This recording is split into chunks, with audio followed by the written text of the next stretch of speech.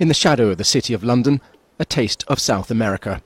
Chocolates made with cocoa from Venezuela, Peru, Ecuador, by Helen Pattinson, winner of the NatWest Every Woman Award as a role model to business, Eurosceptic when it comes to Britain's place in Europe, and Europhile, or at least a bit of both. Right out, I don't think would be a really bad thing. Right in could be really good, just not this halfway house.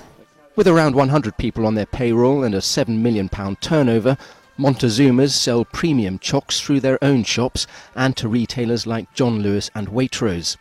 About 15% of that wholesale trade ends up abroad.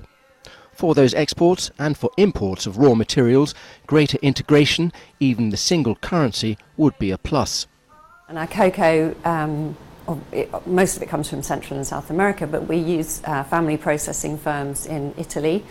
And in that sense, we can't set our contracts until we're comfortable that the euro is in the right place at the moment. So to have that settled and with all the risk gone, that would be amazing. What if Britain went the other way and pulled out? On top of currency risk for businesses like Montezuma's, the UK would lose its bargaining power. No more say on key issues like banking reform and creating a single market in services, according to noted Europhile and UK Government Minister Ken Clarke. In the rule-making for that single market, we'd be reduced to the status of Liechtenstein, Iceland, Norway, who pay a contribution, trade in the European Union, but put up with whatever comes out of Brussels, as negotiated by the full members when it comes to the rules of the game, and we'd be rather vulnerable. Others believe Britain, and especially the City of London, could tough it out.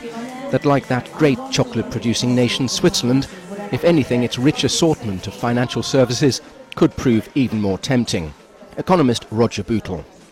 It houses one of Europe's, apart from London, most successful financial centres, namely Zurich.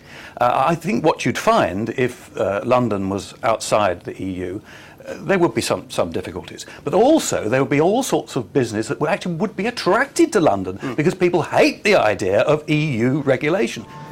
Bootle supports David Cameron's pledge to renegotiate UK terms with the EU before a referendum in 2017.